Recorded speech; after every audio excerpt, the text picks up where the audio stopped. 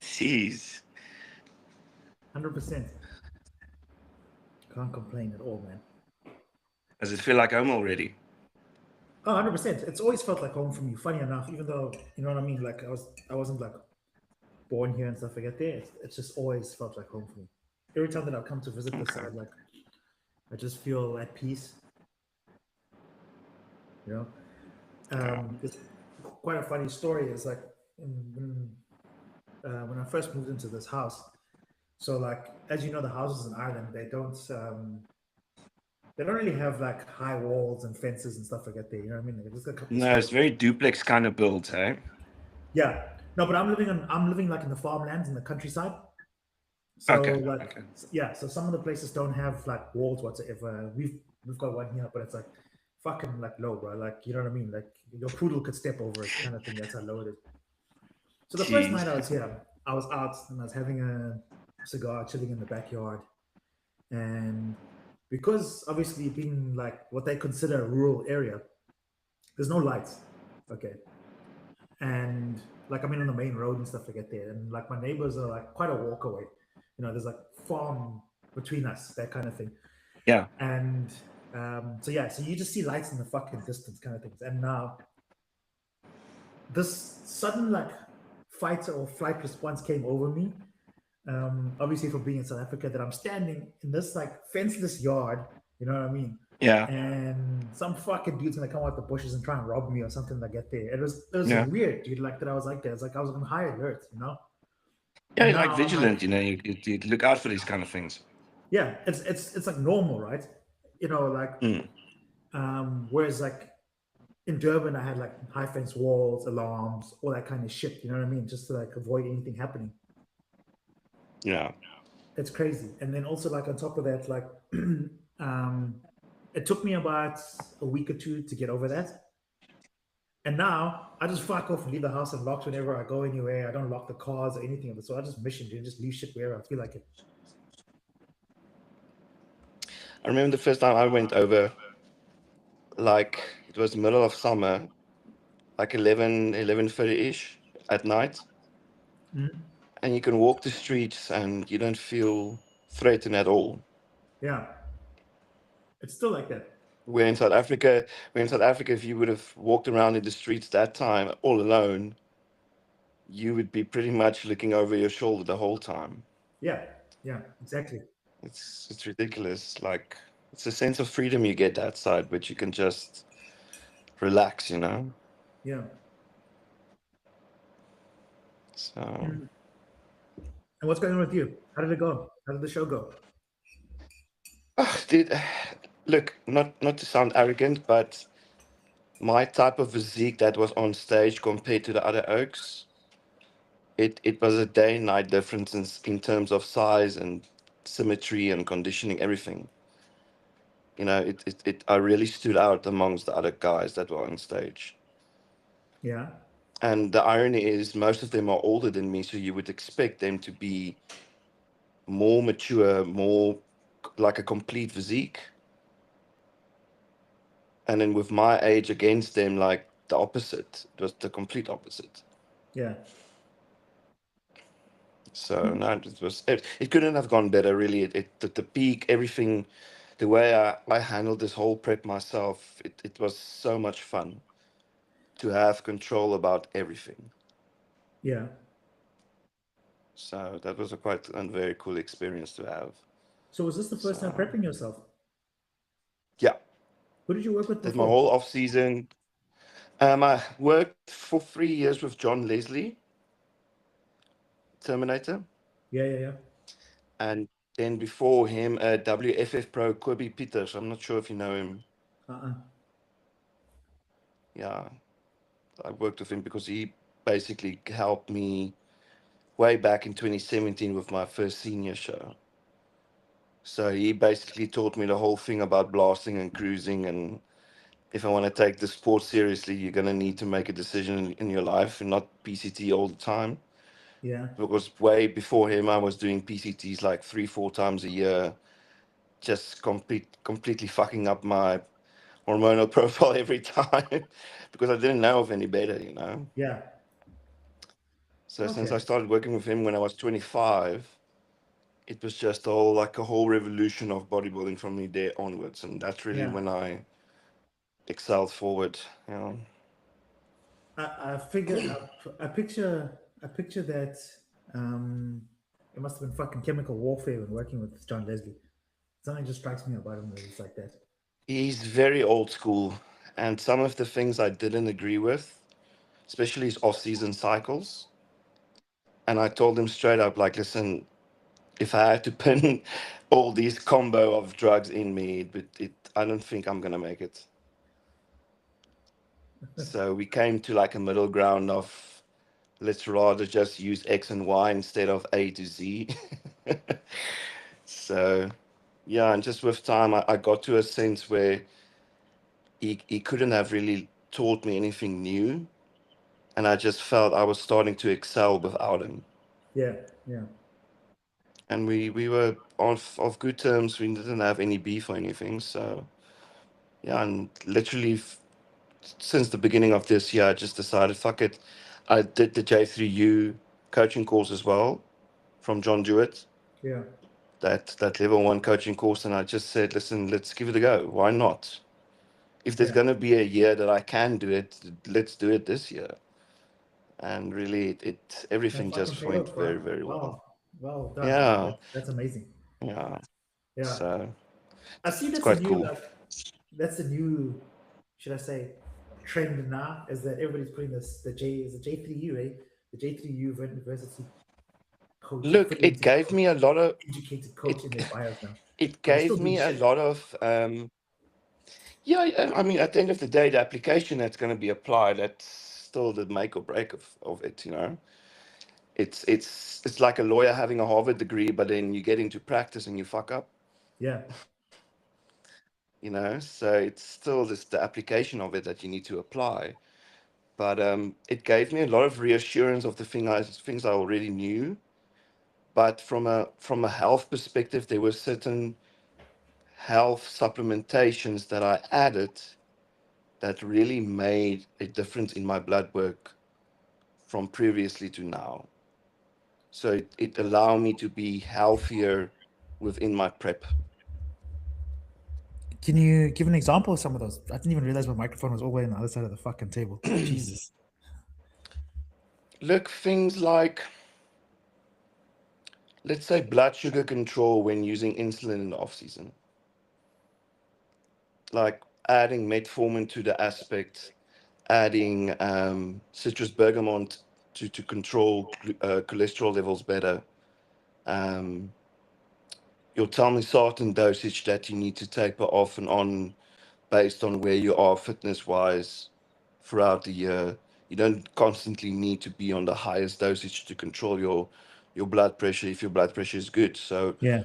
why use 80 milligrams if you can get away with 40, for instance, you know? Jesus. Um, so it's certain diuretic aspects that you can apply in circumstances with hydrochloric thiazide um, to make you actually healthier instead of risking getting edema, especially post show, where a lot of people fuck up and they don't really get their bodies responding as quickly as it should be post show, you know? Those small little things that can really save you a trip to the ER at the end of the day. Yeah. Because a lot of prep coaches, they don't even give a fuck post show what's going on. No, And you then they find get that edema.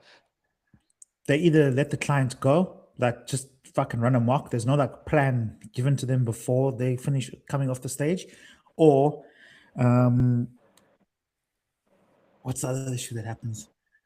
Oh, fuck, what is it? Oh yes, they're only interested in how the client is till the day of the show. So it's like they're only interested in the results. So like just fucking throw as Yeah. much, kitchen sink this character until they get there, and then after that it's like fuck them. Like hey, we're just in time.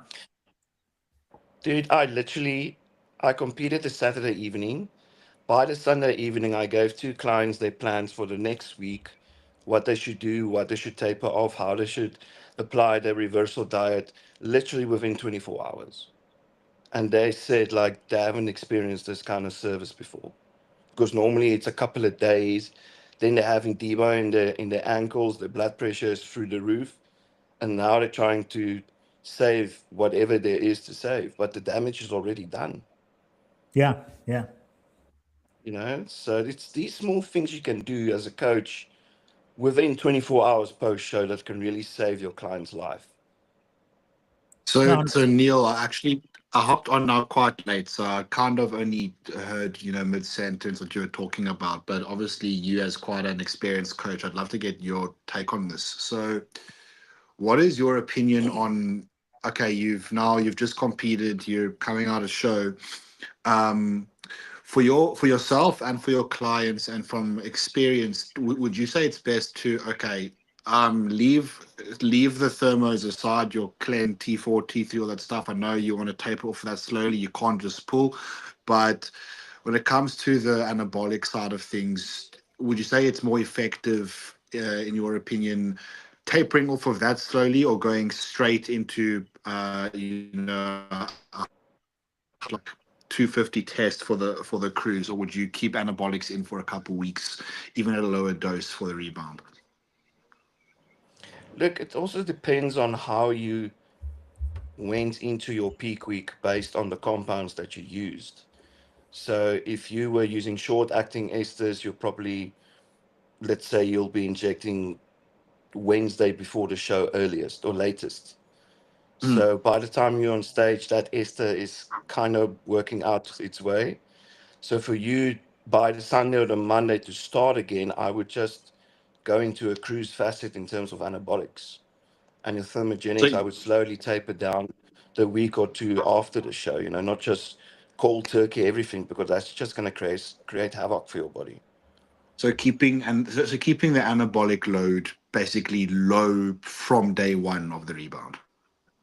Yeah. Your body is going to be so responsive to everything, so why put in grams of gear post show when your body is in a fragile state to begin with? Mm. The thermogenic side of things, like your thyroids, your thermogenics, that I would slowly taper down. Otherwise, that calorie shift is going to be so drastic on your system, you're barely going to eat a cheat meal or two and your body's just going to blow up. Mm. Mm. So for myself, I slowly taper down clean again. I slowly taper down T3, these kind of compounds. Like 2, 3 weeks post show, I would get back to a basis again. and your take, Jonathan? I How would mean, you I'm approach lit. this? Um, I mean, I've approached it differently. So obviously, always thermos very very slowly, and then I've done it, where I've kept the androgens in, obviously not as high as I was going into the show, but not as low as a 250 test, something like that. So like I've still kept test and mast in, probably at 2 mil a week each post show for like a month, and then I've done it where I've also just kept the thermos in and then just gone straight to a mil of test a week, pretty much. And what I can say from experience is I definitely preferred the first approach, keeping stuff in. I don't know if that's a mental thing or what, but I felt that I definitely looked better for a few weeks post show, having kept the load not as high, but not at as minimum as possible, versus when I did come off anabolics pretty much straight away. But I know to Tom, have an effective off season post show, it is better to basically pull the androgens out almost completely. Yeah. just to clarify, Thomas, like 7 to 10 days prior of before the show, that's when I take my last anabolics in terms of long acting esters. Oh, So that's it's interesting. gonna stay in my system. It's gonna stay in my system any case post show for at least another week. And I'm talking specifically Mastron, and sometimes I'll use the training anthate version depending on how my prep goes. But the test I already pulled 2 weeks prior to the show. So that's why post show I would incorporate a low test dose again and slowly build that up if needed for the off season or whatever your plans is going to be post show. All right. Now, so do you exchange esters or do you use long esters off season I and during I contest prep? I, pre- I prefer long esters throughout the whole prep. Okay. For Jonathan? me, the whole argument of switching to a short acting because it's going to carry less water retention. I've tried both, That's all dog and shit, though. That's fucking nonsense. honestly, my best look to date, long esters.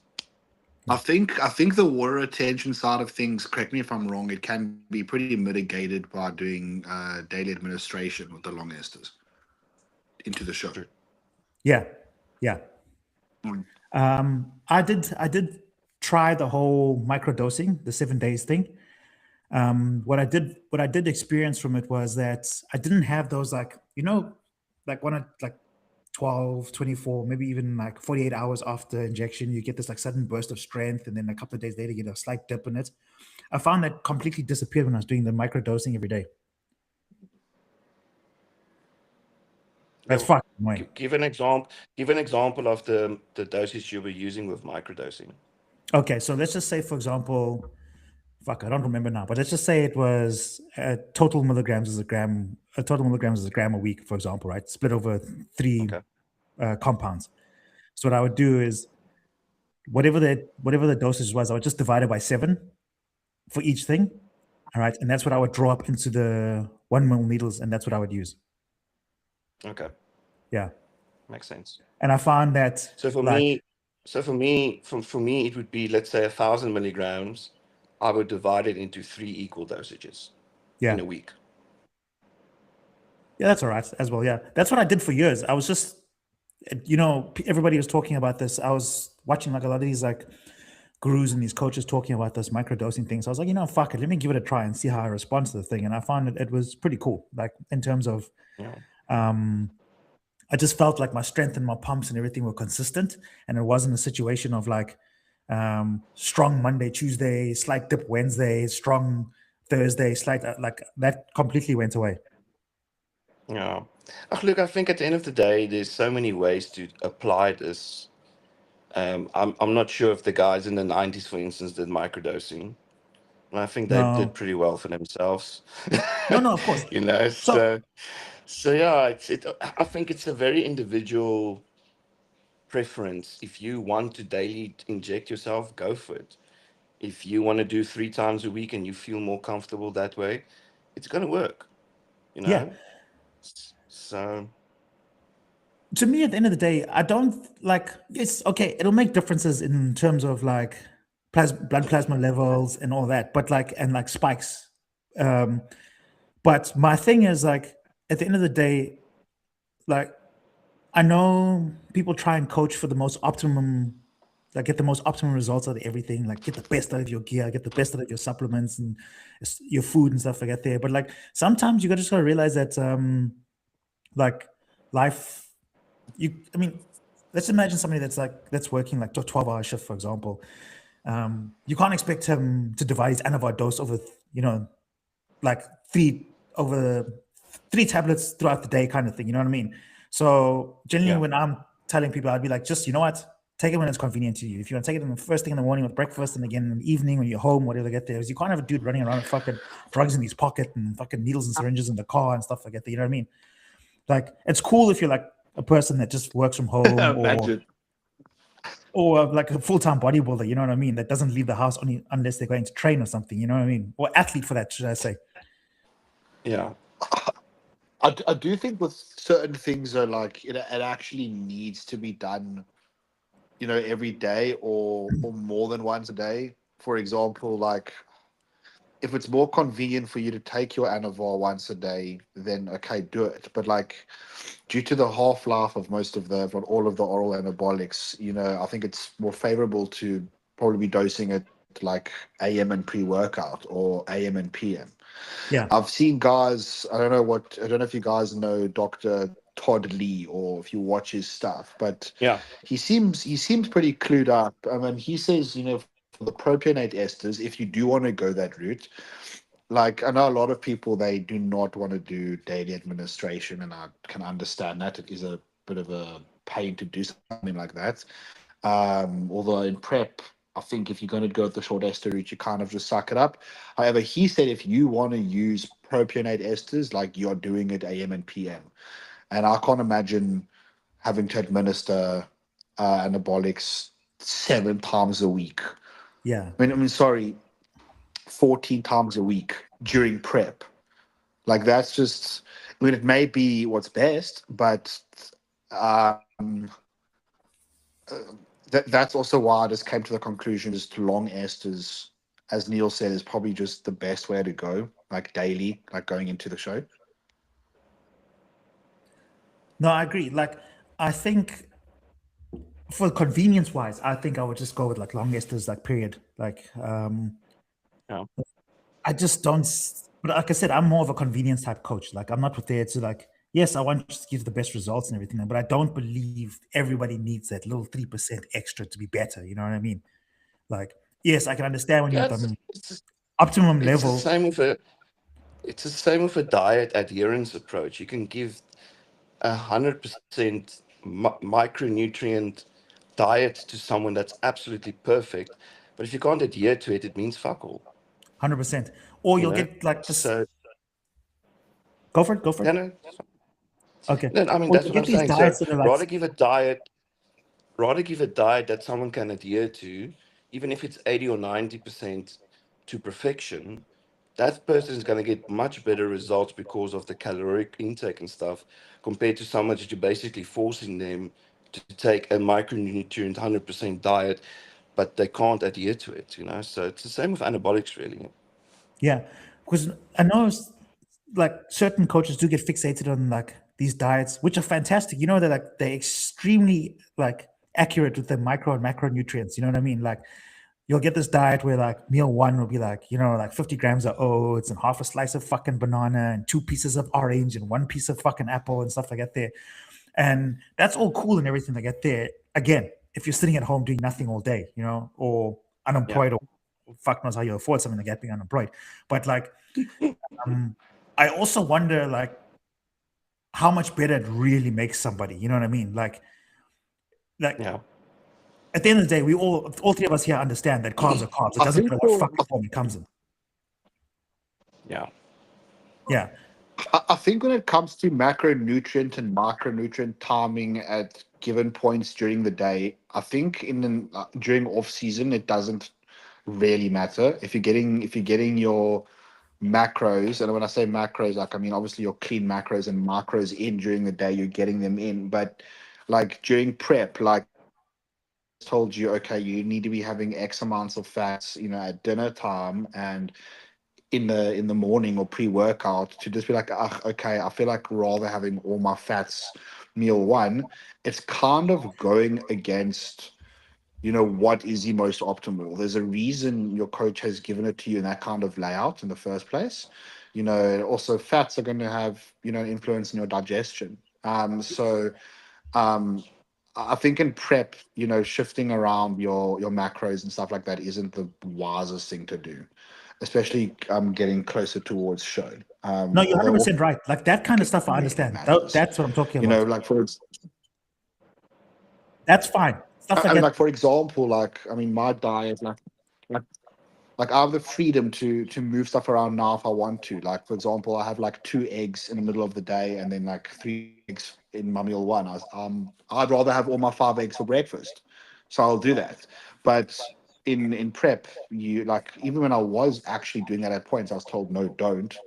There's reasons these things are here, and rather just stick to it like that. So I don't and try execute to the best of my ability. So from my understanding, and I'm not sure why it's really like this, why prep has to be timed so perfectly well. I'm guessing each person's different, but I think prep's a time not to mess around with different Yeah. timings. But like I say, no, Jonathan, that situation is a little different. So with that situation, obviously, if you're structuring a client, like if you had structured my program for me where you putting my salmon or my fats in the evening, for example, like there's a reason you've done that. You know what I mean?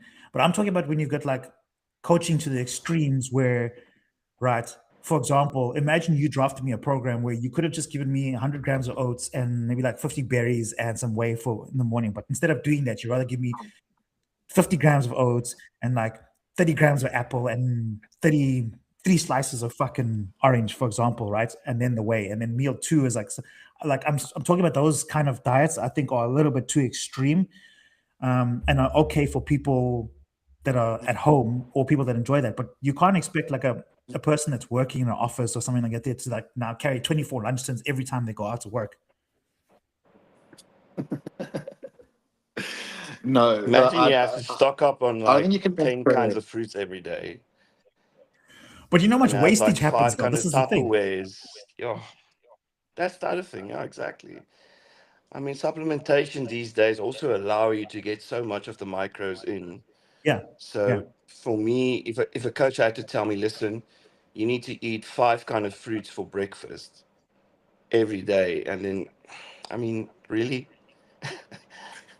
that's a bit overkill in my sense, you know. it is. But the thing is that they're chasing them like the vitamins and mineral difference between each one. It's like, which I think is like a little bit crazy, a little bit ludicrous if you had to Yeah, ask me. exactly. I mean, I do know like certain fruits will carry different properties. I mean, like for example, like one thing I've learned pretty recently is like you take a fruit like a kiwi.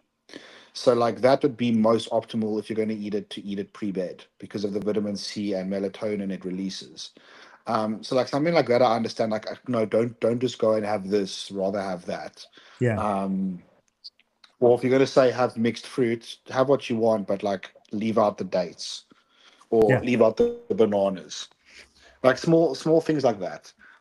Like I do think when it comes to certain specifics, like you can tell a client so and so, but also when it does also like as you said, food wastage and carrying around all these luncheons, lifestyle clients and competitive clients, they're going to view diets very differently. They're going to follow it very differently, 100%. and they're going to respond a bit, yeah, differently as well. Not differently, but Oh man, here he I goes with this mean, internet shit. getting a lifestyle client into shape is my internet. Yes.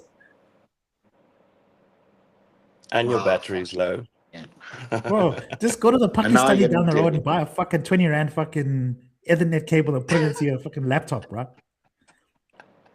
Yeah, well, we need. I'll PayPal you the fucking money for the cable. No, man, don't be silly. But I'll take it if you want to send it. Um, no, I'll try get a better spot. I'll try get a better spot where Wi-Fi should be a bit more stable. And plug in your phone or tablet or I'm gonna change his name to the Okay. internet guy.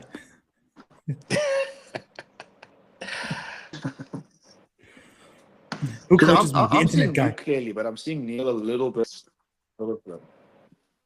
Yeah, no, that's fine. When the recording's finished and So I uploads, it'll thought it be wasn't all only of us will be on mine. 4K. Okay, awesome. Yeah. Okay, let me know if anything fucks out now, or it should be okay.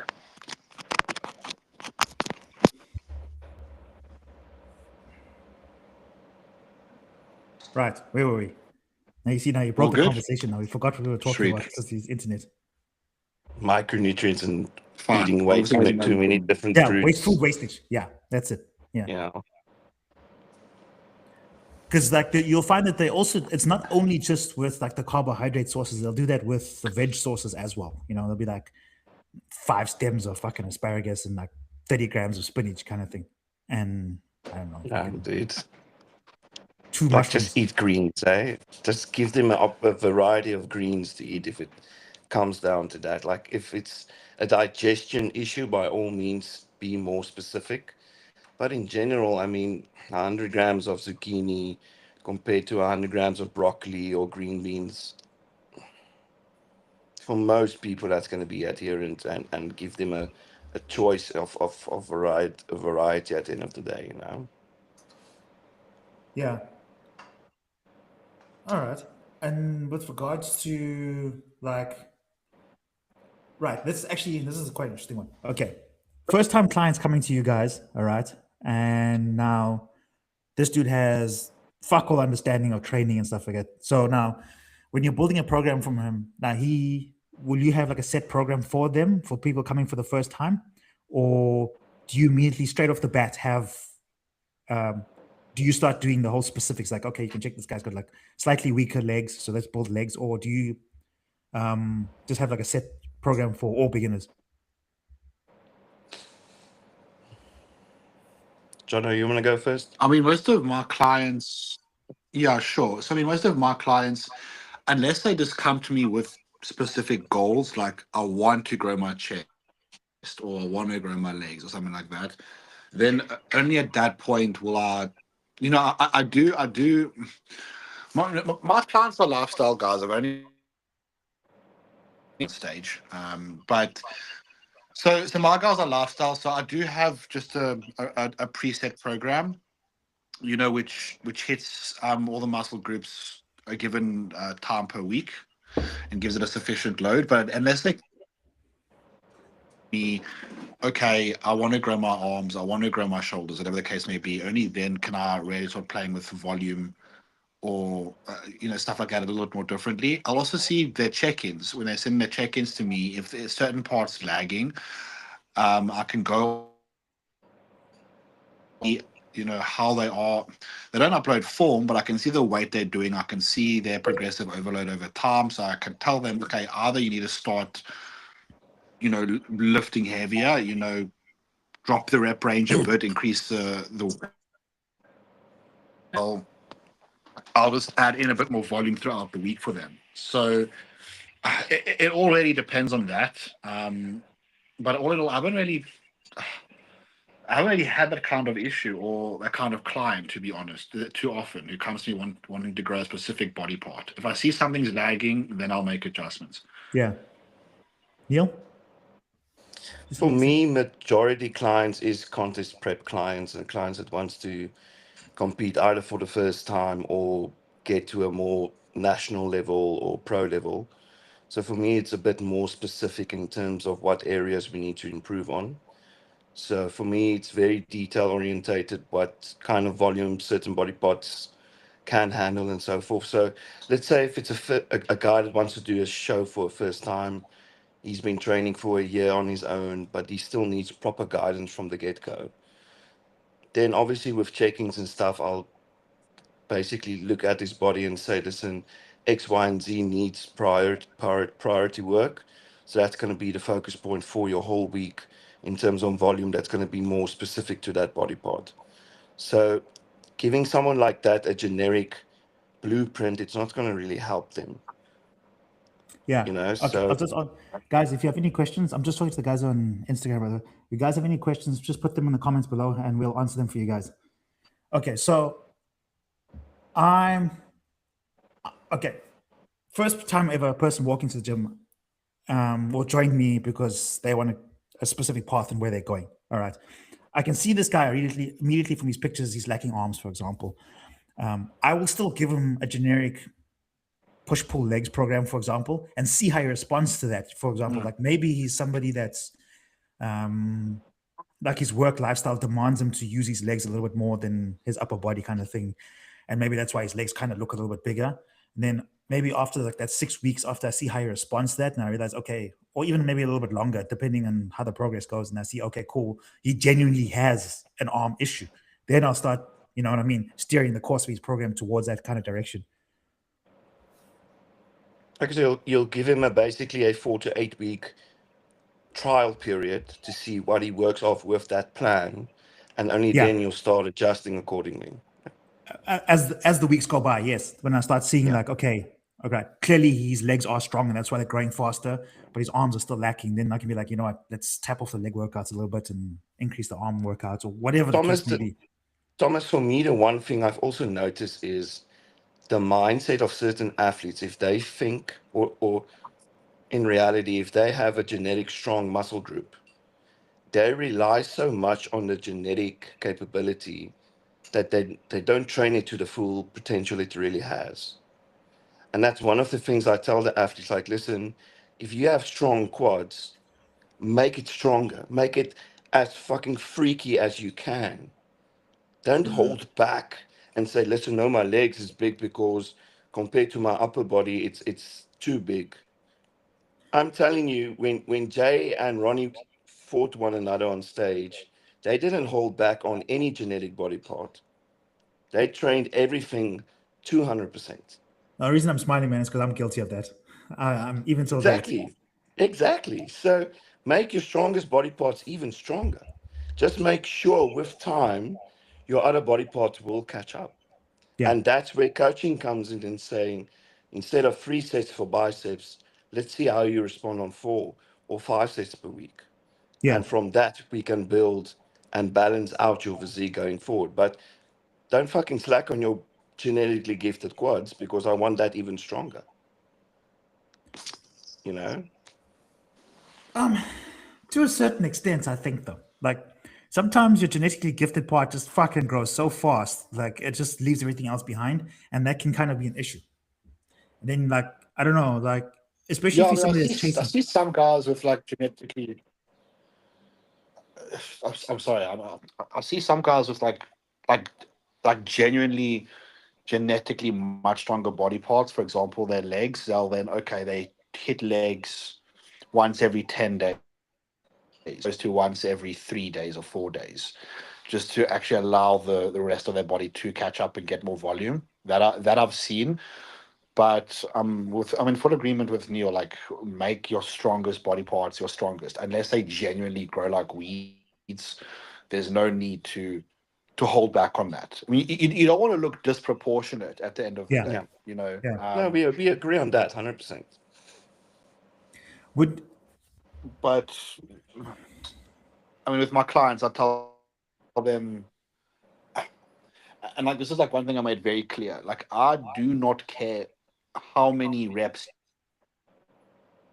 do, because I know, like, to most people, if you tell them 10 reps, they're going to do 10 reps and they might have only done it in RPE 6. So usually the way I'll tell them is do as many reps as you can, but take a weight you can do perform between 8 to 12 reps. Usually, if that's a compound movement, smaller muscle groups like your delts or your bars or your tries, you can take a little further than that. But ultimately, I want you to be failing and keep it within the 8 to 12 reps. If it's less than 8, okay. it's probably too heavy for you, and if it's more than 12, it's probably too light. Yeah, yeah, that's true. Okay, but the thing is, what do you guys also notice that there's certain athletes that, um, actually, not just athletes, everybody that because their strong parts look so good, they train that more frequent and completely neglect their where they're lacking. I see it with a lot of people when it comes to muscle groups they can see in the mirror. Correct. They tend to train that more often. And then most people, whether it's athletes or general, they lack the posterior chain. Yeah, And I was guilty of that. I experienced it on stage 2021 in a pro qualifier for the IBFF World Cup. And I lost to a guy that's got a better posterior chain than me. yeah, And that's where I lost the show. And since then, I switched coaches to a coach that has probably one of the best posterior chains in South Africa. yeah, And debatable, but okay. geez, dude, that thickness in John Leslie's back when he was in his prime, I highly doubt it. A lot of people have better hamstrings and back thickness than him. So I think he knows a thing or two about building a solid posterior chain in his prime. In his prime. I do actually see that a lot. A lot of guys have, majority of guys have a lot, the quads are a lot stronger than their hamstrings are. Yeah. Yeah, yeah, But it's like with the whole posterior chain because they can't physically see it with the eye contracting. yeah, So they don't have that mind muscle connection compared to a bicep you see in the mirror or a chest movement or quads, for instance. So yes. I've seen it where, like, if you look at somebody from the front, for example, like they look fantastic. You're like, holy shit, this guy here, he could, a couple more years, he can get a pro card. But the minute he turns around, he looks like a fucking ironing board. And exactly. yeah, I like, was guilty of that. And it took me 3 years of proper growth to get my posterior chain in checked with my front. And the proof is in the pudding. I've just always been lucky in the sense that I've always like Now, my dream has always been to have like the full heat back double bicep. So that's what like I'd fucking train for that. That's all I've just like wanted. You know what I mean? So I guess I was Yeah. lucky in that sense. Yeah, it's like Derek. Derek, from the get go, I think he trained more his backside in terms of posterior chain because of the sport he did. Yeah. He needed to have a strong core, strong back for his, I think he did judo or something way back, or wrestling or something. I think it was So for those wrestling. kind of, Oh, I can't yeah, remember. wrestling. So wrestlers needs to have a strong core, strong back muscles and so forth. So I think that's why on stage you can clearly see up until today, his back double and back lat spread is his strongest poses, more mature poses. And Yeah. his front side is only starting to catch up now year by year. Yeah. I think he's getting a little too much fucking flack though. Like, you know what I mean? I think they're just going over the top now, giving him shit now. And I don't think it's fair. At the end of the day, he still Agree. worked the fucking hardest and won the thing. You know what I mean? So like, leave the guy Yeah, alone. You know? he's getting a lot exactly. of shit for his biceps, which I think Who are out of his cares? control. It's No, one he body doesn't part. care. Yeah, Yeah, he's sitting he with the does. He, 700. I know he There's a does. He he's doesn't got 750 the care. grand. tro- He's sitting he's with the got he's 750 got the grand check. Olympia Fuck the rest titles of to you. show for it. So But he has been getting. I saw he got a lot of heat, and from a lot of guys here as well. They were like giving him big heat. Like I look at Ronnie's and Dexter Jackson's biceps, and look at Arnold's biceps and Jay Cutler's biceps, and look at our current Mr. Olympia's biceps. But Okay, but then look at Arnie's it's waist and also look a at Derek's genetic waist. thing. You know what? It's If we just, want to criticize things, you know? Look at but fucking like end of the Arnie's day, like quads and look at fucking Derek's quads. there's certain things. There are certain things which are just out of your control, Yeah, exactly. and that's the shape of your muscle. But like there's nothing you can do there. And genetically, his biceps will never be that way that the people would prefer a bicep to look. 100%. Yeah. The There's insertions, nothing you can do to train to change that. You know what I mean? That's the shape of his bicep, and that's all it is about it. However, that exactly. bicep is currently the bicep of the Mr. Olympia.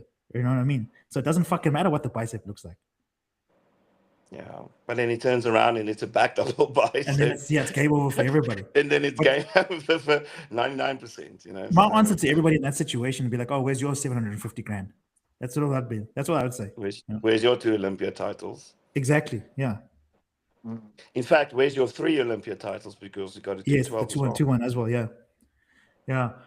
I don't know. It's just like I find that bodybuilding fans are a little bit fickle.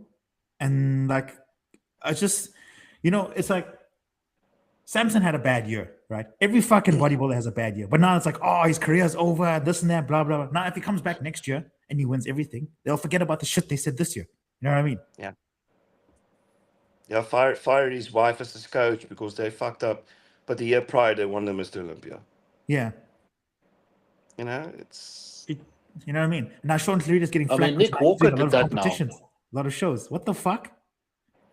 Yeah, he's qualified for both, eh? So I really hope they give him the opportunity Yeah, to but no, participate in both he's lineups under the next gun year. now at the moment because people are busting his balls because he's doing so many shows and other bodybuilders are not. And what the fuck does it matter?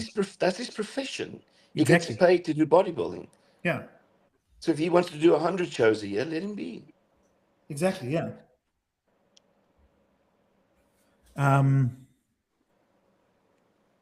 What else has been going on with you guys? For me, it's holidays. It's reverse dieting from the show, and then from January next year, I'll be working with a new coach. Okay. So that announcement will be coming soon. I was gonna say, can you give us information now? What does that have to wait till next year? The only thing I can I say, was about to the ask only thing who's I the can, new the only coach. thing I John, can say Jonathan's is, not me. he wishes.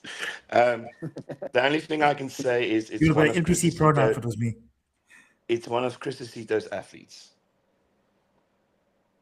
Ah, okay. Yeah. So indirectly, I'll be Julian. I'll be getting some of the technicians' info, and that would be it's an exciting journey ahead. So I'm looking forward to it. Okay, awesome. How did that come about? Like, did you just like DM him or what? How did that transpire? Yeah, look, this specific guy is his physique is someone I've looked up to for many years, and he's been coaching the last couple of years, and he's been opening up that platform. So, first of all, I've always had the belief of having a coach that I look up to physique wise as well. It's just something within my mental state that it helps to portray the image that I want to look like, and getting it from a coach's perspective, the walk to walk to talk kind of thing, you know? Yeah. What's So up, for Dylan? me, Shout out.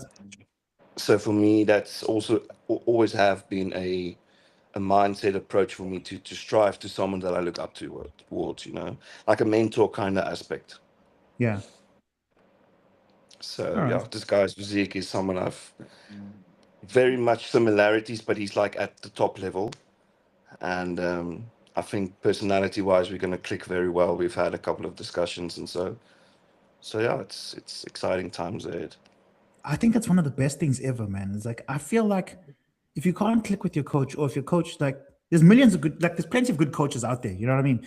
But I feel Yeah, if you can't click with this person, I don't think the plan will ever work. Even if they've got the best plan in the world, you know what I mean? If it does, if yeah, you don't have a good relationship with this guy, I mean, obviously people like different styles of coaching. You get people that like the whole militant way of doing things where it's like, here's your diet, here's your training program, fuck off, I'll see you next week, kind of thing. You know what I mean?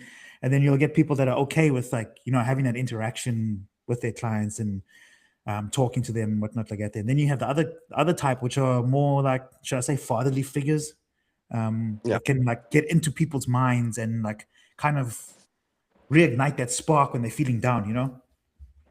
But that's the way. If you look at Chris Acito's coaching style I with mean, that's all his actually, athletes, the way Jonathan? Chris Acito Oh, has coached all his clients, he's always been that no, mentor. let me off you. He's always been that mentor father figure towards the athletes he's coached. You know, he doesn't overcomplicate things. He keeps it straight to the point. He knows formulas that work. He adjusts to your body type, Hmm. and he lets it go by the flow. He doesn't overcomplicate things. And I feel with this coach that I'm going to work with, he's got similarities to Chris in terms of getting the plan over and having that communication platform yeah. with his clients and not overcomplicating things. May I ask why you didn't just go straight to Chris himself? Dude, honestly, I don't think he'll have the time and space for a new entry level pro athlete like myself. Yeah, time I for think Junior. that, yeah, how he got that right, I don't know. And was it Chris I think specifically, it's or was it important someone that, to. helped Chris manage many more like him? Yeah, that's a good question. But he told me he was chatting with Chris directly.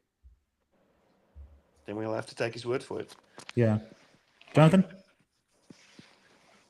I do also think it's important to select a coach that actually doesn't have too many clients, especially too many clients competing, like at the same show or on the same date or around the same time. Because end of the day, I mean, how many athletes can you focus on peaking at once?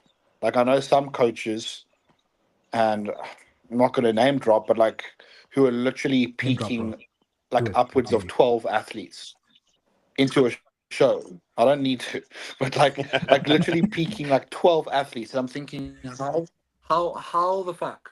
Like, and then I was speaking to another very well-renowned coach less than a week ago, like, and I consider him to be one of the best in this country. And I asked him Let's fucking look at the how calendar. many athletes realistically, how many athletes realistically could you peak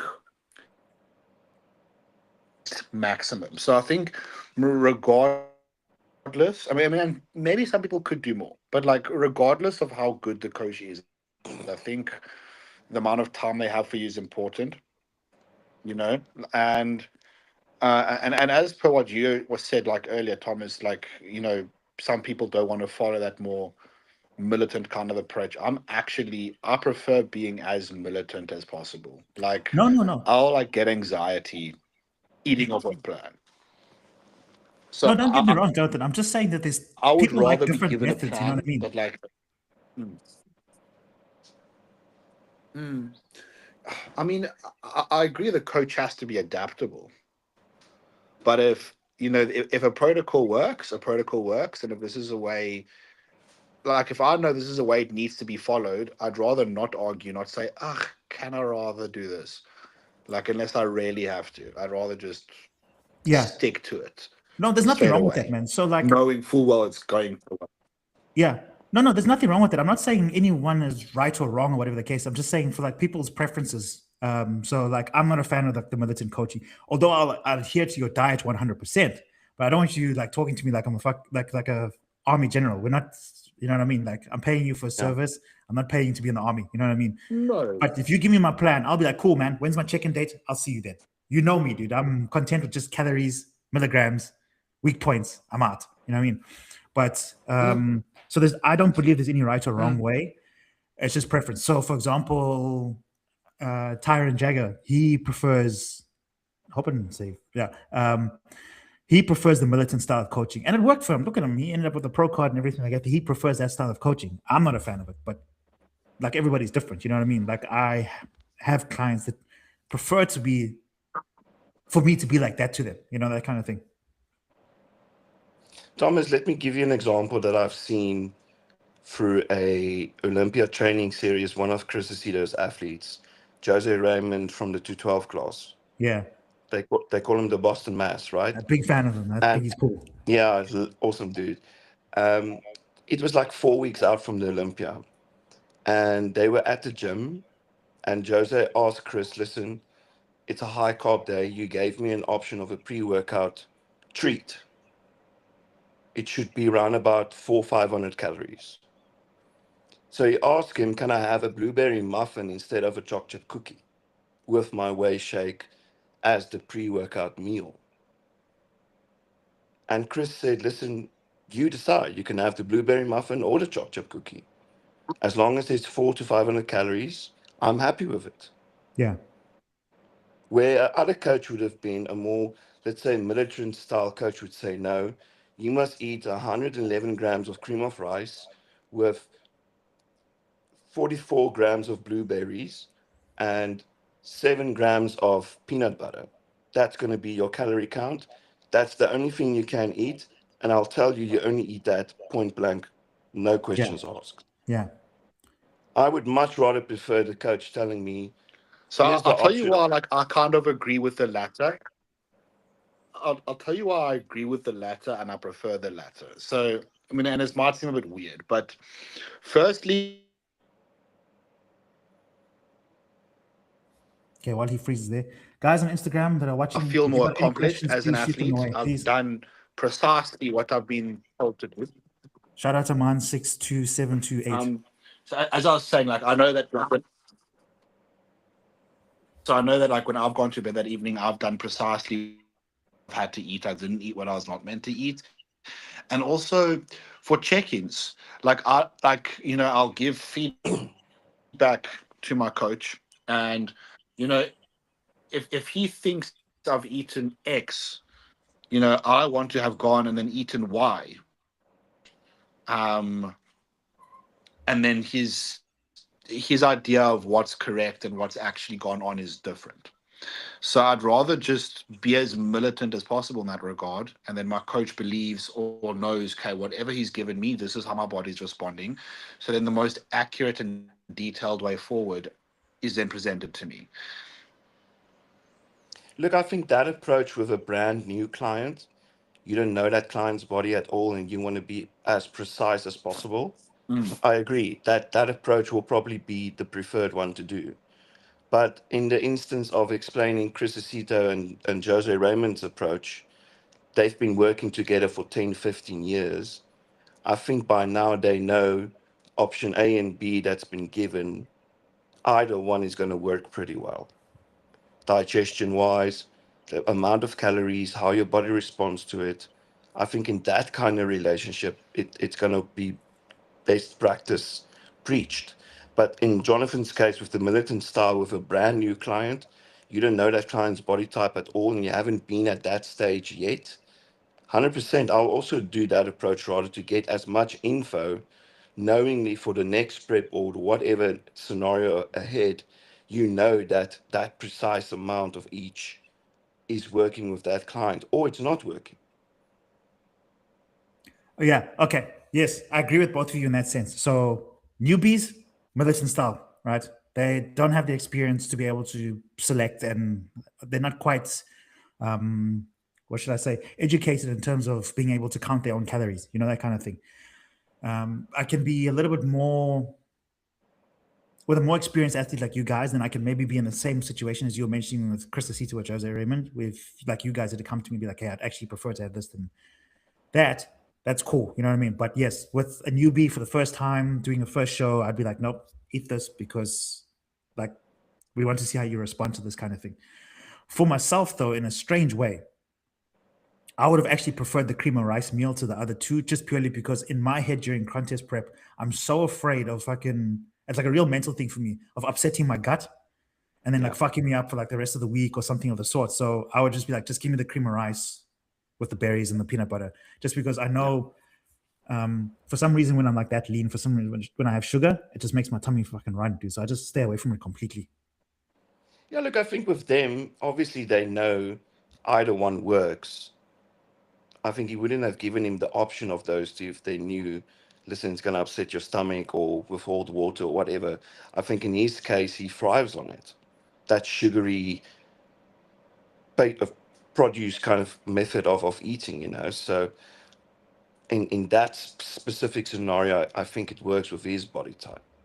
So that's why I gave him the option of either the muffin or the giant cookie with the high sugar count, you know. Yeah, yeah, Where, for But instance, I where for also think that instance, on that note, also, just to quickly no, no, say, please finish. whether if it was maybe Jay Cutler, for instance, he would have stick to a more potato rice kind of method, and he knows that works with his body type. So I think that's where coaching comes into play, and he knows the different scenarios which to implement. yeah, I mean, I also think, like, I mean, as we know, like, no two preps are ever going to be the same, and your body is not going to react the same unless you have a certain food intolerance or something like that. I mean, so for example, the first prep I ever actually did, like, I did a practice peak protocol, and we added in a bit of sugar, and my stomach fucked out. And luckily, this wasn't too close to show, so we knew, okay, when carbing up, we leave out the sugar. And then I did another prep with that same coach, and we left out the sugar and stuff like that. But now, I mean, I'm with you this, and okay, cool. So we didn't really do any practice peaks going into the show, and it was fun. I mean, peak me very well, but then going into the show, okay, started adding in a bit of sugar. And me being militant, I'm like, okay, I'm just going to listen here, and I'm going to eat the sugar. I'm being told to, and he's peaked many people before me very successfully. I'm going to eat the sugar, and I ate the sugar, and my stomach was fine. So I think to respond badly once isn't to say you're going to be responding badly again.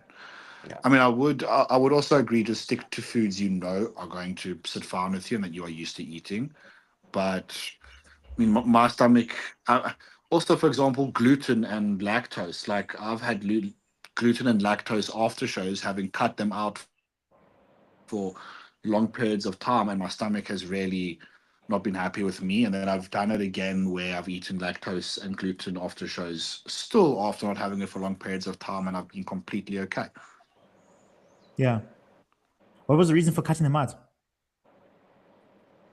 Cutting gluten and Lactose. lactose. Yeah. I was told to. Like, again, like at that point, I did ask, why are we cutting out gluten? Um, this was last year, and I was told, no, it can cause a bit of inflammation in your gut. And okay, so I mean, the only gluten I really had on the diet that could have been on the diet was cereal. So I was having that gluten-free cereal. post workout on my higher carb days. And I was just told rather have the gluten free than have normal cereal. But all the rest of my diet, there's no really gluten in it at all, to be honest. That was the only place I could have gotten gluten and was told not to. And then I decided, and then I was told another prep I did, which was this year, you can have any cereal you want.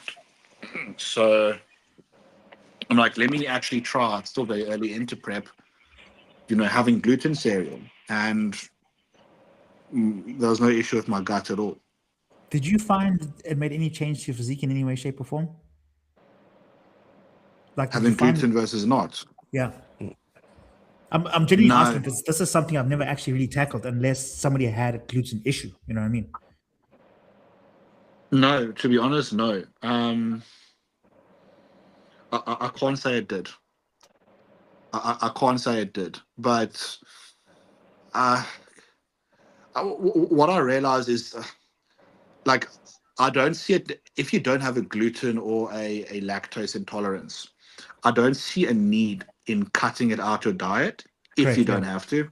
because once you then start reintroducing it, your stomach is going to be upset with you. Like, Yeah. so I'd rather just keep them in, Yeah. and just let my stomach be fine post show as well. Yeah. No, I'm genuinely asking I mean, it's the because same with obviously. sugar. Like, yeah, No, finish what you're gonna say, and then I'll ask afterwards.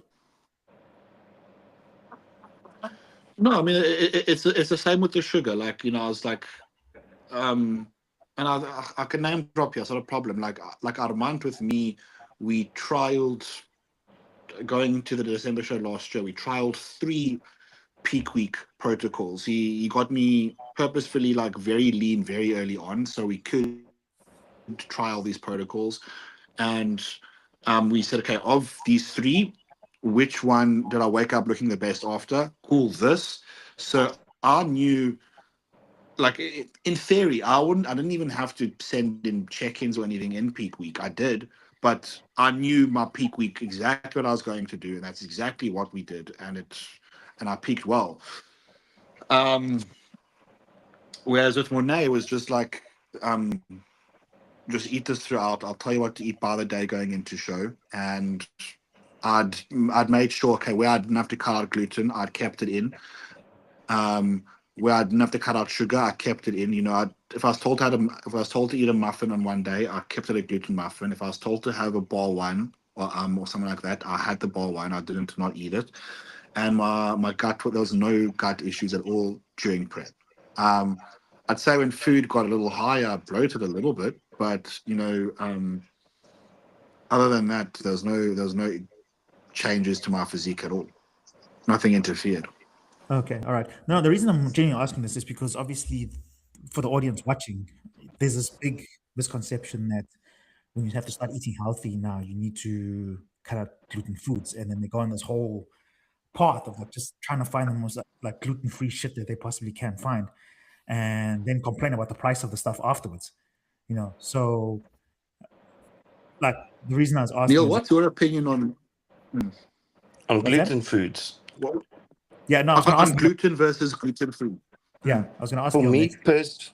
for me personally, unless you have an intolerance to something, you don't need to cut it out. Yeah, It's the And your same opinion on approach where people.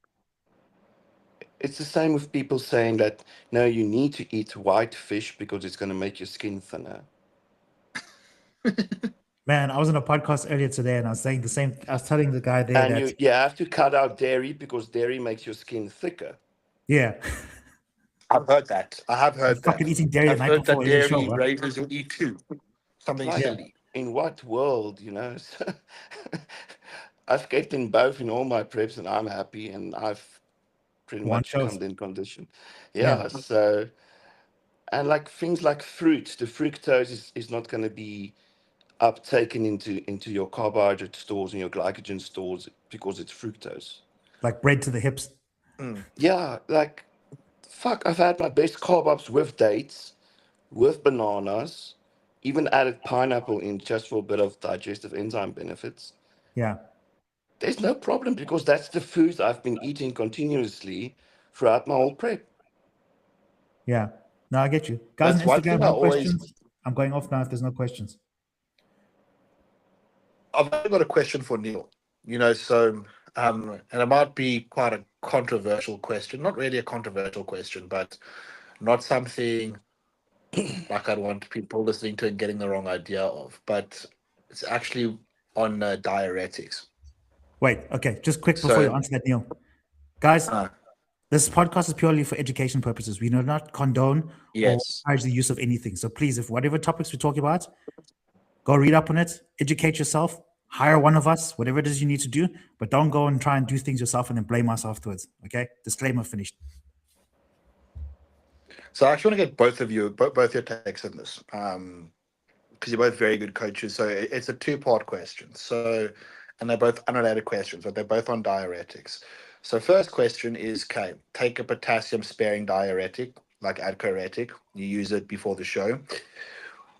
What is your opinion on keeping potassium enriched foods in your diet a day or two out before taking these diuretics? Do you think hyperkalemia is a very big risk? And the second question is, what is your opinion on loop diuretics? And do you think they have a place now in modern bodybuilding? Okay, so to answer both questions at once, I don't use both of them because it's too big of a health risk. Okay. Never. I don't use aldactone. I don't use loop diuretics. The only diuretics I use is hydrochloric thiazide. Okay, for yourself or clients included? For myself, and if needed for clients, I will implement it. And Okay. is hydrochloric sparing diuretic? Say again? You said hydrochloric diazide, correct? Yes. Yeah. And that potassium sparing. Very little compared to something like aldactone. And Is it also similar on to and also Adcoretic? Atcoretics got the extra component to it that is a bit of a potassium sparing diuretic component that's added to the hydrochloric thiazide. But in that sense, the amount you use is so little that you can still keep in small amounts of potassium foods that you won't go hyperglycemic. Okay. Okay, Where so I've compared had to where compared to aldactone, if you put in potassium sparing carbs in or potassium loaded carbohydrates in, that's just one big risk that you are running as a coach and as an athlete. Because I know a lot of guys who they'll like moor like a lot of banana, um, and they'll have something like an aldactone, and they, I mean, they're alive, but I just think, um, I get a bit worried stuff like that. Look, I think people are taught certain ways to peak by coaches from the 90s era, and they've got no clue why the implementation is brought in to yeah, peak week. They don't understand not to eat a certain amount of potassium carbohydrates with a potassium sparing diuretic, that the answer is going to be high potassium levels in your blood and you could die. They don't understand the chemistry behind it. yeah, They just follow the plan militantly because the coach says that they must do it. yeah, And that's why bodybuilding is getting such a bad rep, because those things happen. They end up in the ER with those circumstances. yeah. So um it's also I noticed that a lot of people, I don't know what it is, but they seem to be stuck in the way things were done in the 90s is like that's it, it's a be all end all. Like even though like coaching and the use of drugs and everything has advanced with all the research that has happened throughout all the years to Yeah.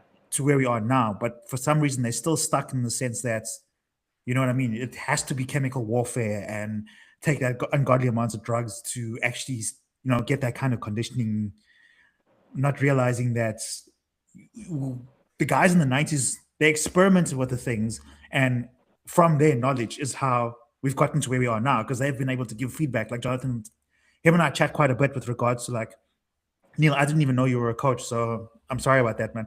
But like, we give feedback to one another, like obviously not giving names, but like we're like, hey, client A had this issue and whatever. So it's like, cool, okay, cool. So I've taken the knowledge that I've learned from Jonathan, for example, and then 2 years from now, if I have a client that I'll be like, oh yes, I remember Jonathan said this. You know what I mean? But however, my knowledge has improved since then, and I can go back to Jonathan and be like, hey, I've implemented what you said 2 years ago, but I've also done A, B, and C. You know what I mean? Yeah. From the little things I've experienced with this person. Now he's stored that, and then you know what I mean, he uses it 6 months, 12 months, 24 months down the line from improving it from what I've learned, you know, that kind of thing. But Yeah. it seems like people don't see any further than how they did things in the 90s. I mean, we're talking about guys who were like fucking killing themselves, abusing themselves with IGF, for example. You know what I mean? Yeah. Yeah, And I think we haven't heard half of the stories that actually happened in the 90s, exactly. to be quite honest. So there could have been so many more deaths happening at local shows, but it was never broadcast. It was never covered. Yeah, There wasn't an Instagram or a Facebook to cover everything. yes. So we might have heard about a droplet in the bucket of stories actually happening, where today, if some local show in Boston, someone dies, the whole world will know about it because of diuretic abuse. Well, there's a guy that fucking killed over at, I think it was KZN Champs, from fucking going crazy with clenbuterol, like right up until the show day. This year. Yeah, See, I see no reason to like take Clen above, honestly. Like I've heard, like, and I just think, wow, like I've heard some bikini athlete protocols, and like they'll tell me, like, yeah, this is what I'm using, and I'm like, you literally running like more Clen than I've ever taken in my entire life. yeah, I tell him that all the time. I outweigh you by fucking Like, 40 kilograms, and you're Yeah, taking more than me. You know what I mean? yeah. like I see like I personally see no reason to go above 80 or at most 100 marks, and Yeah. to hear like bikini girls Like a microgram per kilo are max. on That's a good 120 one. Yeah. That's medical microgram per kilo. dosage. Yeah, if you go I've look never, at the medical I've never heard protocol, that. I've never heard that. if you look at medical protocol, they literally state for asthma attacks and stuff like that, you must go up to a microgram per kilo. So my max dose for me would basically be 100 micrograms per day. I've never been that That's high. I not genuinely haven't. I just can't tolerate it. exactly. Yeah. I go up to 80, and 80 is enough. Yeah. You know, for me, 80 is plenty. Yeah. No, Jonathan, just to go back to your diuretic question, I've had a situation where is he still with us? But anyway, I'll answer it anyway. Where I've had clients where I've done the potassium sparing one and they've still had cramps, even though I've put more potassium into their diet. And I've had people that use potassium sparing one and don't get any cramps and still fucking forget to eat or they'll choose to just have rice instead as opposed to like potatoes or banana, for example. Did you check at the other minerals also in play? Yes. Magnesium, calcium, all Yeah, no, those no, no. things? So that's a non-negotiable for me in terms of supplements Yeah. during contest prep, Yeah. especially. Yeah. Yeah. Yeah. So, look, dude, for me, the people using aldactone and loop diuretics, it's such an uncontrollable environment that you're creating Yeah. that you as a coach can't specify, okay, you must eat 2000 milligrams of potassium to counteract this, or 500 milligrams of potassium to counteract it. You have zero control of what 100%. that potassium sparing diuretic is going to do on a person's body on the day. Yeah. And remember, it builds up. The longer you take it prior to the show, that concentration in your blood serum builds up. Correct. This is why you have people that only fucking get affected like the 4 or Sunday 5 days after the after, show. yeah, Yeah. a couple of days after, because then they were eating shit and it's jolly and you go off the plan completely. By Tuesday, Thursday, They've got those you're ending up elephant in ankles. yeah, you end up in ER with edema and possible stroke symptoms, you know. And Yeah. then it asks you, listen, did you take diuretics? Yeah, I took potassium sparing diuretics 4 to 5 days prior to the show building up. that half-life is going to continue for a couple of days. So But people don't really know that. Hey? Like they don't really understand the whole half-life of a drug. Their whole thing is like it works now and then but that's it. You know what I mean? That's why you that's get the these people that fuck fucking up. overdose on everything, you know? That's the fuck up of the industry. They don't have a clue what they're doing. Yeah. Which is dangerous because coaches should be teaching people these things. Yeah. But they don't know themselves. That's why for me, with hydrochloric thiazide, in America, they call it the diazide diuretic. Mm, It's most pros go to in terms of a controllable environment, which you can yeah. control that 36 to 48 half life, or active life rather, you have from it. And it's quick and out, it does its job, and you get the most out of it, you know? Yeah. Yeah. My opinion, just So, fucking Lasix that fat cunt. No, I'm joking, guys. I'm joking, please. jeez, eh? Yeah, how to get flat and fat in one day, eh? Exactly, yeah. Yeah, But it's the yeah, worst. fuck. Look, I've experienced it. It's the shit, dude. Yo, it's not recommended at all. And then you hear podcasts where Milos tells people in the 90s they gave people intravenous Lasix Yeah. to make it even quicker. Um, I won't Yeah, I mention mean, I won't mention names, but I'm just gonna say that I was offered an opportunity to have it at the time, and I was like, obviously, very controlled environment, and the person that does them is a fucking genius. He's a guru. Like, bro, this guy. I honestly believe that a lot of protocols and everything come from this guy, yeah, and he is actually one of the, I think, one of the fathers that have brought it to where it is today in terms of studies and research and knowledge and stuff like that there. And it was something he did mention to me, and I was like, fuck, that's cool. However, the problem is I'm already here, and it's like I don't know how much difference it's gonna make now, kind of thing, you know? yeah. Yeah. Look, if you look at the reasoning why it's done, it's literally for people experiencing a heart attack and they need to get fluid out of the system within minutes, Right.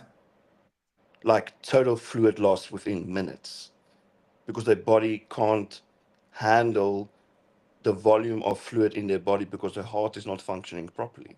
Yeah. So you need something that's going to counteract that within 10 to 15 minutes. That's why it's there for those kind of patients. But for you as a bodybuilder to get up on stage, what's the rebound afterwards going to be like? But this is the thing, Neil, right? None of the shit was made for bodybuilders to take, right? This is what Agree? we try and get people to understand because they sometimes think this thing was made, and when I take this thing, whether injected or take it orally or intravenously, whatever compound it is or product you are using at that point in time, guys, it's not meant for bodybuilders, right? These are all medical things designed to help people with these genuine issues. Okay. Yeah. So if you don't just assume now when you take these things that somehow this compound is going to change to suit your needs in your body and somehow make muscles grow the way you want them to. It doesn't work that way. I fully agree. Yeah. All the anabolics and androgens that's out there, if you go read up about the history of it, it was made for medical purposes. And then they realized, shit, the side effects of it is muscle growth and this and that. So that's basically why it got discontinued. But the black market saw an opportunity to create these things further or take it further in terms of muscle building, Yeah. you know? So technically, it wasn't designed for muscle building from the get go. It was designed for something completely different. Yeah. No, exactly. So even diuretics. Yeah. Like I said, none of it was designed for us to take it for our muscles Yeah. to grow. You know what I mean? Yeah. No rich pharmaceutical companies like, hey, let's look after bodybuilders. Like, fuck the rest of these people. No, John, are you 100%. back? I'm back. Sorry about that. I don't know why The it kicked internet me guy. out. Straight. Mm. Tom, is there any questions from Instagram or not? Yeah, I got a few. Let me just get it right for you guys. Okay, nothing from the live, only from the Q&A yesterday. Let Okay. me just get it for you guys, and then we can wrap How up many after guys this. are live now? Can you see? Instagram, I've gone off Instagram completely because nobody was asking questions there. I can't see now.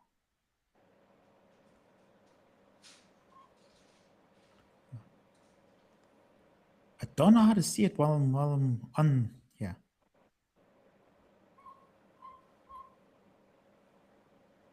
I'll tell you afterwards, man. Let's just run through this and then I'll tell you how many people are on. Right. Okay, cool. Cool. Okay. Let's start with a nice one. Okay. What are your guys' plans for Christmas? And what do you want as Christmas presents?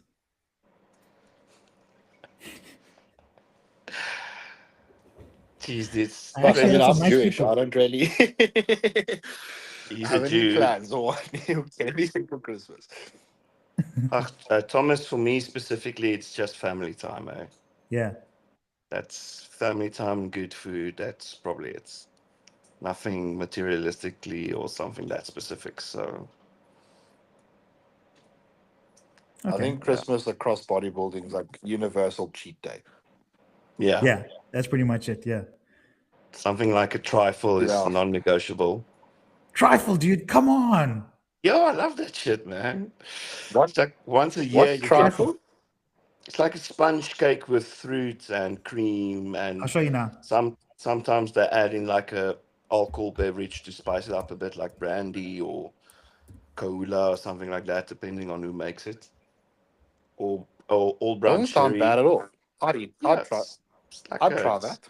No, especially bro. for a summer Christmas, it's very refreshing, especially with the fruits and stuff that's in there. This thing, Jonathan. They all fucking look the same. It's good, especially I've with the never sponge. seen that. I've never. It's especially with the sponge cake in between. It's like oh, because it soaks all the sugary like what do you call it? They don't use normal fruit. They use canned fruit. Yeah. So that syrup that's in there with the fruit, it kind of gets soaked up in the sponge. Yeah. Yeah, it's quite lekker. But it's like once a year thing, I wouldn't crave it throughout the year or something like that. So The only one I really like is the Woolworths one. That's about it. The rest of them I'm not a fan of. yeah, that's all the cream. They smother it with cream.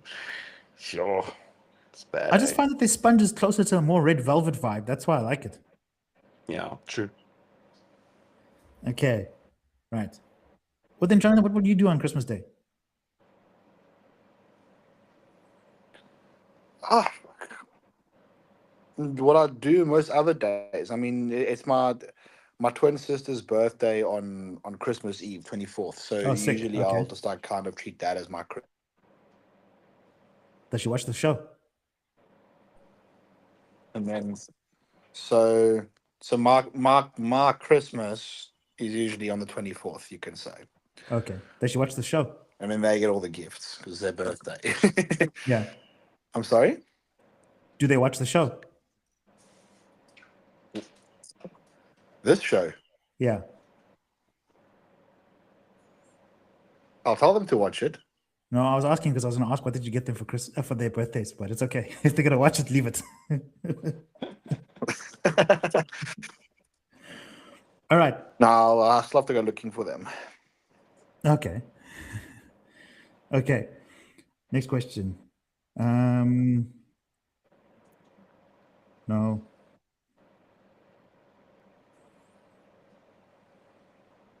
Having Why'd you knee say no? Was it a because bad one? yes, having knee issues while training legs. What do you guys recommend I should do? Knee troubles, like knee Yeah. pain. Let Neil start. Look, for myself, like using a certain gel or a wrap that generates heat in the area, it definitely helps. With like a form of a compression aspect to it, whether it's wraps or compression tights that you train with, just basically generating as much heat in the area as possible with a proper warm up for blood flow to get into the area. That basically helps for me to do have less knee pain. Let's just summarize it in that way. But Okay. if it's a muscle specific thing that's causing the knee pain, then I would definitely seek help in generating the right movement pattern to activate the muscles that's not creating imbalances. Okay. Jonathan? Yeah, I was gonna say, yeah, it's like something like Neil, like compression pants or knee sleeves or wraps. I mean, often usually I think just warm up properly. So I usually warm up with leg extensions and seated hamstring curls. And often actually when I do start warming up, I get like a, not always, but it happens. I get a bit of knee pain, but as soon as I'm warm, I actually feel fine. Okay. All right. Okay. Oh, here's an interesting one. Shout out Travell. He says, gents, how fast does your body store fat? For example, if I'm in a slight surplus that day or week, I presume he's talking about next week. How fast does your body store that? Yo, that's very person specific, I Well, think. Eh? well, it is person specific. What's his metabolic rate? You know, how much is he burning throughout the day? I mean, if he's able to work out, okay, what is his maintenance and how much is he burning throughout the day? I believe you have to eat 7,700 calories over and above your maintenance calories to store 1 kilogram of body fat. If that answers his question of how fast you store it. So if you're eating in a 500 calorie surplus every single day, um, then in 2.5 weeks, you'll probably gain a kilo of body fat. That pretty much sums it up. I'm happy with that. Without it, Neil? That's pretty much in Neil? theory how it's pretty much in theory how it should be. But I mean, if you take different body types, Yeah. it can also play a role. I mean, genetically, you get people that can just consume whatever amount and they'll barely gain a kilo, Yeah. you know? So there is a genetic component to it, Also, I definitely. think it depends how lean you are as well. Yeah. I mean, how I lean mean, you if you're are, how also much, pretty insulin resistant, that's then you another can. factor. I mean, the amount of body, of muscle mass you carry, your digestion processing aspect to everything, you know? So there's so many components that can really play a role with this. So in theory, what Jonathan said, 100%. Like the leaner But I you mean, are, The harder it is. yeah, the harder it is, definitely. Okay. Would you guys train with your I think girlfriends the at the leaner gym? you are, the more you can get away with initially. Okay. Next question is, would you guys train with your girlfriends at the gym? And if not, why? I'd-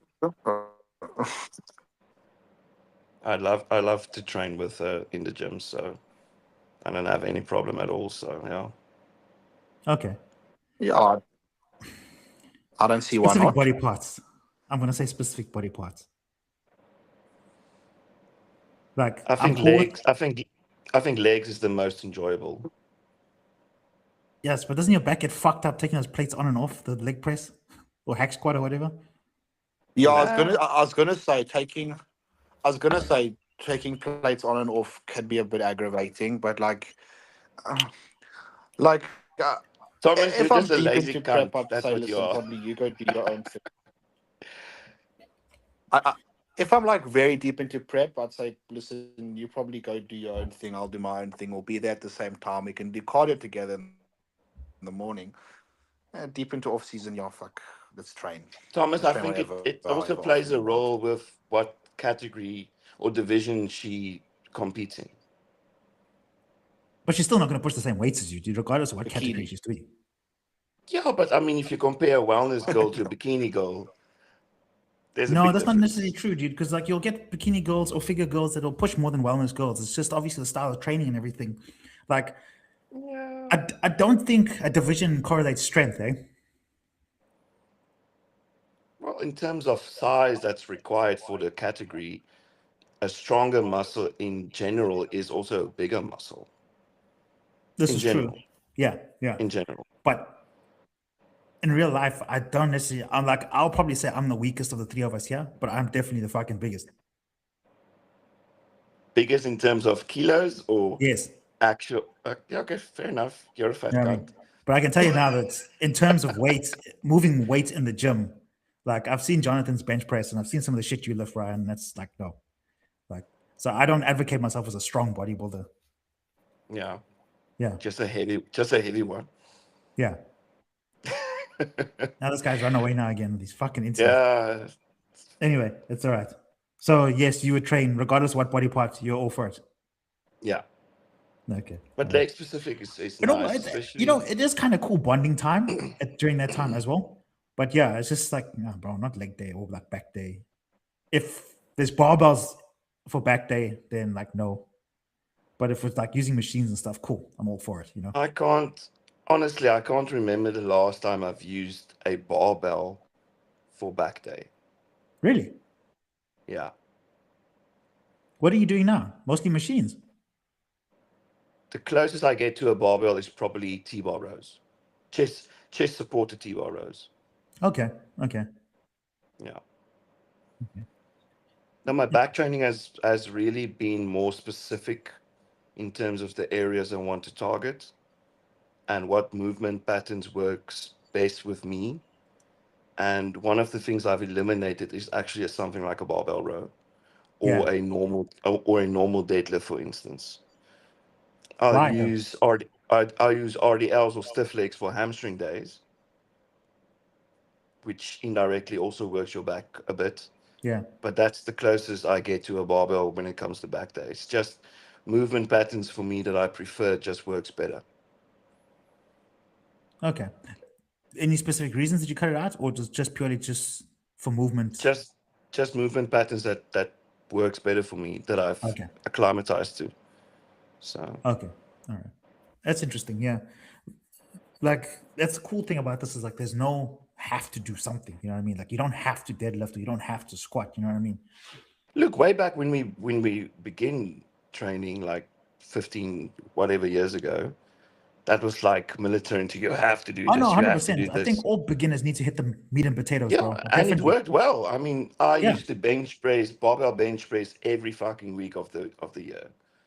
Yeah. Sometimes twice a week I would do it. And a chest is one of my stronger body parts, but I wouldn't attest that specific movement just to bench pressing, Yeah.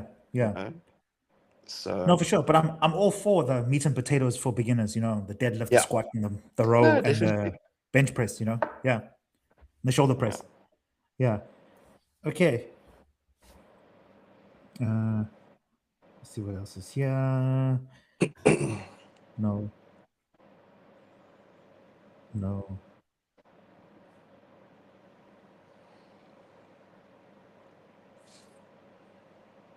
Okay. Okay, Neil answered that earlier what his plans are for did I ask? No. Your plans for 2026. Well, so far it's just getting to work with the new coach and get an off season going with him and see how the body responds.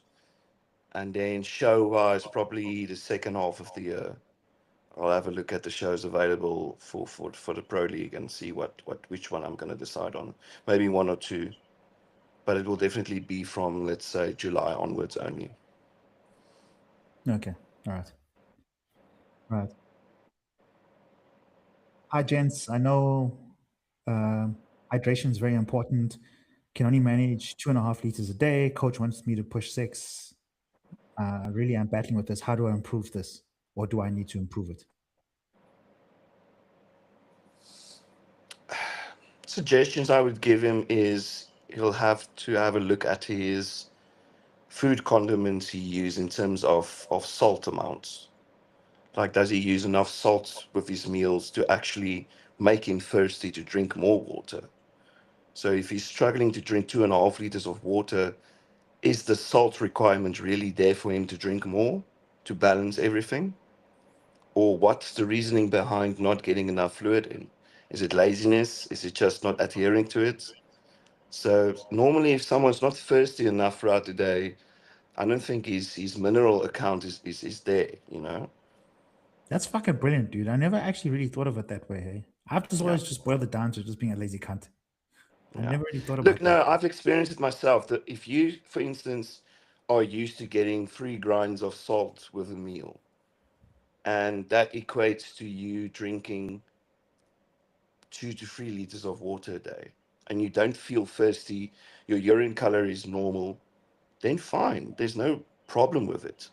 But if you need more sodium in terms of the amount you sweat, the muscle contractions that you're not getting, your muscle bellies is not as full as it can be because you're lacking hydration, then increasing your sodium with water is going to help with that.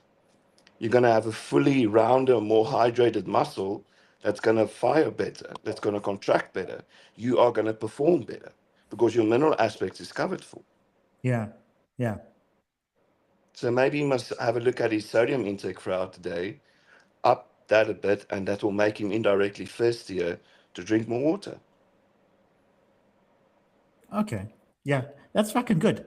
Jonathan, so the question was, the guy said here that he gets in about two liters of water a day. No, what did you say? 2.5 liters a day. His coach wants him to drink more, but he's battling to drink that much. How can he improve this, or does he have to? So I can tell him tips and tricks to it, because I'm also poor with my water. Hey, like if I don't have to track it, I don't track it. Like I do try get in at least 4, but even then I struggle. So what? When the time comes where you have to drink more water, like tricks I would use is, well, I heard Neil saying sodium. Yeah, that does help. Definitely increasing sodium can help, but then try to keep that sodium intake, I would say, relatively consistent. You don't want to overshoot one day and undershoot another day. Yeah. And also for me personally, adding, honestly, hot sauce. So like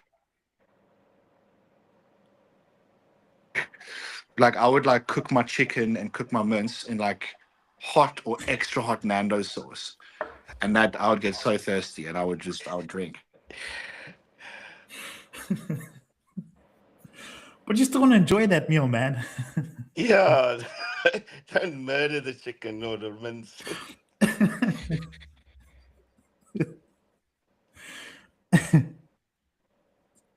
That's fucking brilliant. I'll write that on the next plan. This podcast was proudly sponsored by Nando's hot sauce. Yeah, exactly. All meals cooked with hot sauce. That's wild, man. Smart move, though. But for me, I've never had issue with water. Like even before bodybuilding, man, it's just something I've always had to drink. Like it's just, I don't know, man. I've just never been able to function without it. Yeah, You can't but hear I you, think Jonathan. Oh, you can't. Okay. especially with the weather in South Africa, and with majority of the months, it's hot, you know, Yeah. and we sweat a lot. So for me, within a training session, I easily get down 2 liters of water. Same here. Yeah.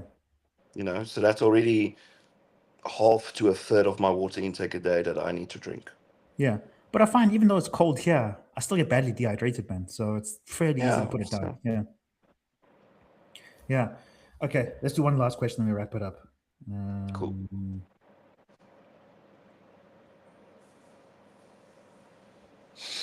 Let's see. No. You just decided to be fucking crude yesterday.